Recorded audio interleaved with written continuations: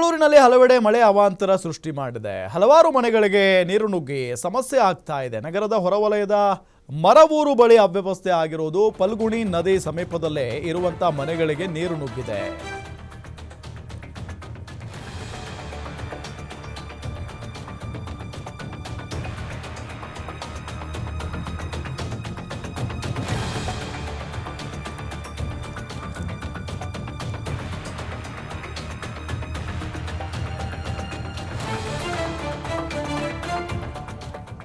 ಮಂಗಳೂರಿನಲ್ಲಿ ಹಲವೆಡೆ ಭಾರಿ ಅವಾಂತರ ಸೃಷ್ಟಿಯಾಗ್ತಾ ಇದೆ. ಕಾರಣ ಸಿಕ್ಕಾಪಟ್ಟೆ ಮಳೆ ಆಗ್ತಾ ಇದೆ.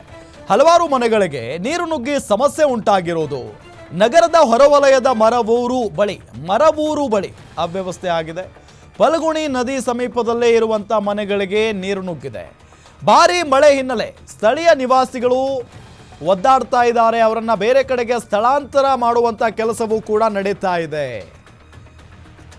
ಮಂಗಳೂರಲ್ಲಿ ಪ್ರತಿ ವರ್ಷ ಇಂಥ ಘಟನೆಗಳು ನಡೀತಾನೆ ಇರ್ತವೆ. ನಗರದ ಹೊರವಲಯದ ಮರವೂರು ಬಳಿ ಅವಾಂತರ ಸೃಷ್ಟಿಯಾಗಿರೋದು. ಫಲ್ಗುಣಿ ನದಿ ಸಮೀಪದಲ್ಲೇ ಇರುವಂಥ ಮನೆಗಳಿಗೆ ನೀರು ನುಗ್ಗಿದೆ. ಭಾರೀ ಮಳೆ ಹಿನ್ನೆಲೆಯಲ್ಲಿ ಮನೆಗಳಿಗೆ ನೀರು ನುಗ್ಗಿದ ಪರಿಣಾಮ ಆ ಮನೆಗಳಲ್ಲಿ ವಾಸ ಮಾಡ್ತಾ ಇರುವಂಥ ಜನರನ್ನ ಬೇರೆ ಕಡೆಗೆ ಸ್ಥಳಾಂತರ ಮಾಡುವಂಥ ಕೆಲಸವೂ ಕೂಡ ನಡೀತಾ ಇದೆ ಅನ್ನೋದು ಗೊತ್ತಾಗ್ತಾ ಇದೆ.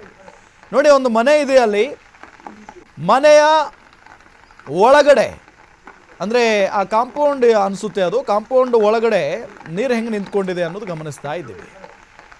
ಮನೆಯ ಅಂಗಳ ಕಾಣಿಸ್ತಾನೆ ಇಲ್ಲ, ಆ ರೀತಿಯಾಗಿ ನೀರು ನಿಂತ್ಕೊಂಡಿದೆ. ಹಾಗಾಗಿ ಸಹಜವಾಗಿ ಒಂದು ಆತಂಕ ಅಂತೂ ಇದ್ದೇ ಇರುತ್ತೆ. ಈ ಹಳೆ ಮನೆಗಳೇನಾದರೂ ಆಗಿಬಿಟ್ರೆ ಗೋಡೆಗಳೆಲ್ಲ ಕುಸಿದು ಬಿಡ್ತವೆ. ಹಾಗಾಗಿನೇ ಒಂದಿಷ್ಟು ಆತಂಕ ಅಂತೂ ಇದ್ದೇ ಇರುತ್ತೆ. ಮರವೂರು, ಮಂಗಳೂರಿನ ಮರವೂರು ಗ್ರಾಮ ಅದು. ಆ ಗ್ರಾಮದಲ್ಲಿ ಈ ರೀತಿಯಾಗಿ ನೀರು ನಿಂತ್ಕೊಂಡಿದೆ.